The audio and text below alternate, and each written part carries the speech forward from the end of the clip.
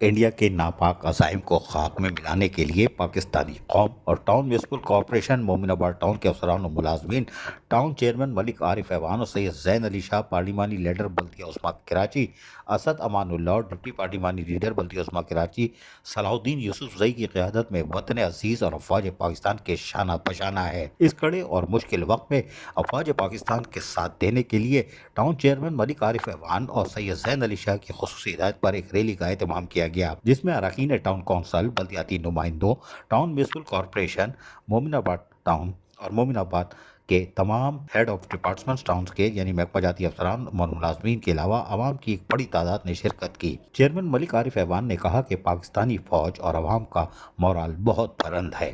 پاکستانی فوج اور عوام کا مورال بہت بلند ہے اور سید زین علی شاہ نے کہا کہ چند گھنٹوں کی جنگ کے بعد بھارت نے سفید جھنڈے لہرا کر شکست تسلیم کر لی۔ ہم آرمی چیف اور پاک فضائیہ کے سربراہ کو سلام پیش کرتے ہیں۔ بھارت کو دندانہ شکست جواب دے کر پاک فوج نے ایک مثال قائم کر دی ہے۔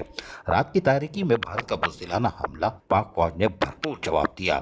صلاح الدین یوسف زئی نے کہا کہ افواج پاکستان جاگتی ہے تو عوام سکون سے سوتے ہیں۔ پوری قوم افواج پاکستان کے شانہ بشانہ ہے اور ریلی پاکستان کا قیامت زندہ باد، پاک فوج زندہ باد کے نعروں سے گونج رہی تھی اور عوام کا حوصلہ بلند کر رہی تھی۔ عزیز عارف، KBS بلدیاتی نیوز کراچی۔ ایسی ہی خوبصورت ویڈیوز فیوچر میں حاصل کرنے کے لیے ریڈ بٹن پر کلک کر کے اور بیل آئیکن کو پریس کر کے ہم سب کے سبسکرائبر بننا مت بھولیے۔